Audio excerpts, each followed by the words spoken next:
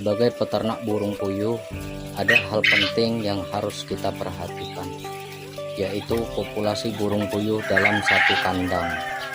Populasi burung puyuh dalam satu kandang diusahakan jangan sampai berlebihan.